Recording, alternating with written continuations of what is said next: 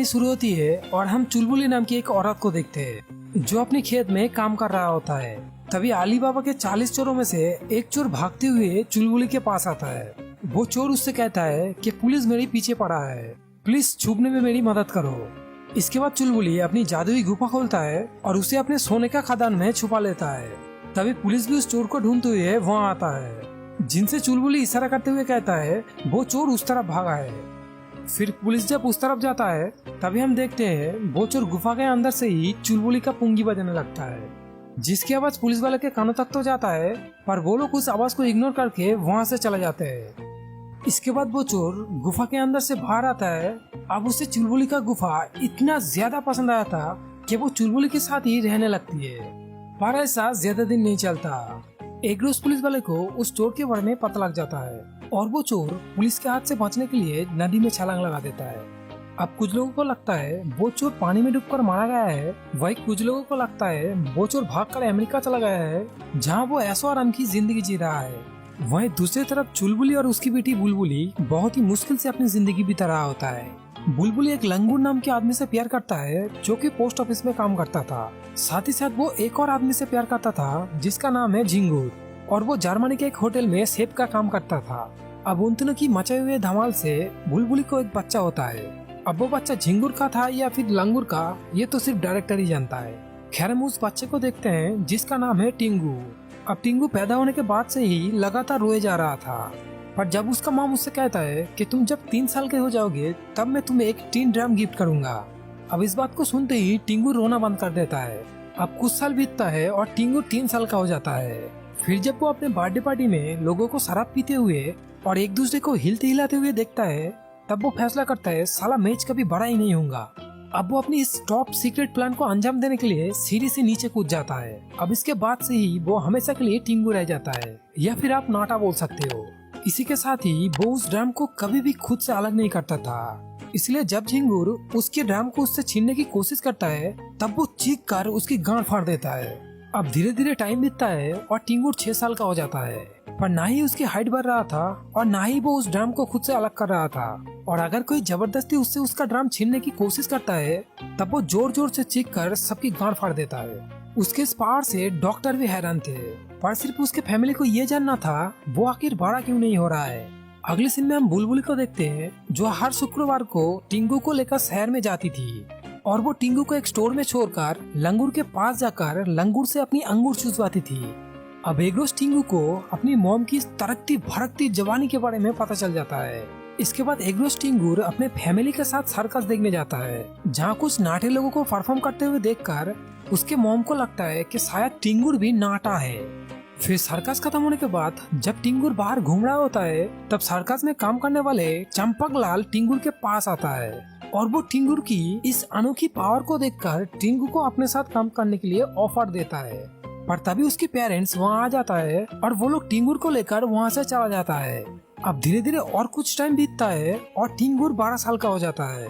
इसके अलावा वो जिस स्टोर में टिंगूर को छोड़ के जाती थी उस स्टोर का ओनर बुलबुली से प्यार करने लग गई थी। वो स्टोर का ओनर बुलबुली से कहता है कि मैं तुमसे प्यार करता हूँ और तुम मेरे साथ अमेरिका में भाग चलो, लेकिन बुलबुली उसके इस ऑफर को ठुकरा देता है और उससे कहता है चल भाग चूतिए। इसके कुछ दिन बाद बुलबुली को पता चलता है कि वो फिर से प्रेग्नेंट हो चुकी है।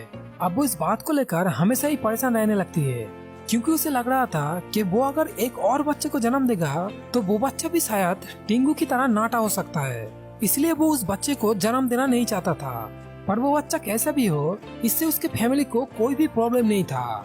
वो लोग सिर्फ बुलबुली को खुश देखना चाहते थे, लेकिन बुलबुली उस बच्चे को जन्म देना नहीं चाहता था, इसलिए वो उल्टा सीधा खाना खाने लगता है, जिस वजह से कुछ ही दिनों में उसे फूड पॉइजनिंग हो जाता है, जिससे वो मारा जाता है। अब इसके कुछ सालों बाद टिंगूर लंगूर से मिलने के लिए उसके पोस्ट ऑफिस में जाता है। ये वो दौर था जब जर्मनी पोलैंड के ऊपर हमला करके उसे अपने कब्जे में करना चाहता था। वहीं पोलैंड के लोग भी जर्मनी के ऊपर हमला करने के लिए चोरी छुपे तैयारी करने लगता है। तभी अचानक जर्मनी के लोग उस पोस्ट ऑफिस के ऊपर हमला करता है और इस हमले में लंगूर मारा जाता है। वही टिंगूर बहुत ही मुश्किल से बचता है। इसके बाद हम टिंगूर को देखते हैं जो एक 16 साल की लड़की चुटकी को अपने स्टोर में काम पे रखती है। अब चुटकी स्टोर के काम के साथ साथ टिंगूर के भी ध्यान रखता था। टिंगूर जो कि अब 16 साल का हो गया था, वो धीरे धीरे चुटकी की तरफ अट्रैक्ट होने लगता है। फिर एक रोज रात को लंगूर किसी काम से शहर से बाहर जाता है। तब टिंगुर अपनी बढ़ती हुई जवानी को रोक नहीं पाता और वो चुटकी के कंबल में घुस जाता है। फिर वो कंबल के अंदर ही चुटकी को टपाटप पेलने लग जाता है। अब इन सब से चुटकी को भी मजा आ रहा था, इसलिए वो टिंगुर को नहीं रोकता है। अब इसके बाद से टिंगुर हर रोज चुटकी को रूम सर्विस देने लगती है। फिर एक रोज टिंगुर को पता चलता है चुटकी झिंगुर से प्यार करता है, पर झिंगुर उससे प्यार नहीं करती थी, वो तो सिर्फ उसका इस्तेमाल कर रही थी। और ये सारी बातें जानने की वजह से चुटकी दुखी हो जाता है। तो तभी टिंगुर उसे संभालने के लिए उसके पास जाता है। इस पर चुटकी उसे नाटा बोलकर उसके पीछे में एक लात मारता है। अब ऐसे ही कुछ महीने बीत जाता है और चुटकी झिंगुर के बच्चे का माँ बनने वाली होती है, पर टिंगुर उसे मारना चाहता था क्योंकि एक बच्चे के आ जाने से चुटकी उससे दूर हो जाएगी।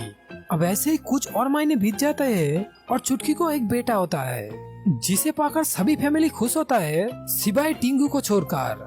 इसके बाद से उसे एहसास होने लगता है कि उस बच्चे के आ जाने से उसकी तरफ कोई भी ध्यान नहीं दे रहा है, इसलिए वो घर छोड़कर चंपकलाल के पास जाता है और वो उनके साथ सर्कस में काम करने के लिए राजी हो जाता है। इसके बाद वो उन लोगों के साथ मिलकर सर्कस में टैलेंट दिखाने लगता है। साथ ही साथ उसके टीम में काम करने वाली एक लड़की से वो प्यार करने लग जाती है। और ऐसे ही कुछ साल बीत जाता है और हम देखते हैं टिंगू अपनी सर्कस के दोस्तों के साथ खुश रहने लग गई है।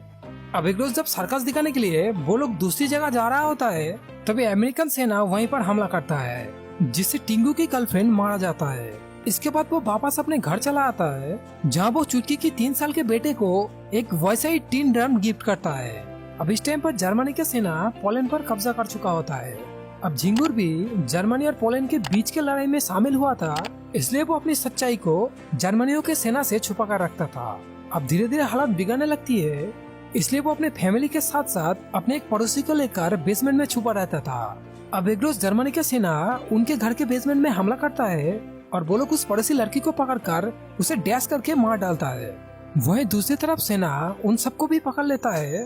तभी टिंगुर झिंगुर को एक बैज देता है, जो कि पोलैंड का आर्मी का बैज होता है। अब इससे पहले वो लोग झिंगुर को पकड़ ले, उससे पहले झिंगुर उस बैच को निगल लेता है। अब वो तो रसगुल्ला है नहीं, बैच है, गले में तो जरूर फंसेगा ना। और वो बैच झिंगुर के गले में फंस जाता है और झिंगुर उधर ही ऊपर का टिकट काट लेता है। फिर अगले दिन को वो लोग मिलकर झिंगुर का फ्यूनरल करता है, जहाँ टिंगू को एहसास होता है कि उसका तो अब इस दुनिया में कोई नहीं है, इसलिए वो अब बड़ा होना चाहता है और वो अपने ड्रम को झिंगुर के कफन में फेंक देता है। तभी एक पत्थर अचानक उड़ते हुए आकर उसके सर पे लगता है, जिससे टिंगू बेहोश हो जाता है। तभी वहाँ पर मौजूद एक आदमी कहता है टिंगू अब बड़ा होने लग गया है। इसके बाद हम देखते हैं कि उस शहर में रहने वाले हर एक आदमी उस शहर को छोड़कर चला जाता है, सिवाय एक औरत को छोड़कर। और ये लड़की और कोई नहीं बल्कि वही लड़की है जिसे हमने फिल्म के स्टार्टिंग में देखा था, यानी कि चुलबुली। और दोस्तों इसी के साथ ही ये मूवी यहीं पर खत्म हो जाता है।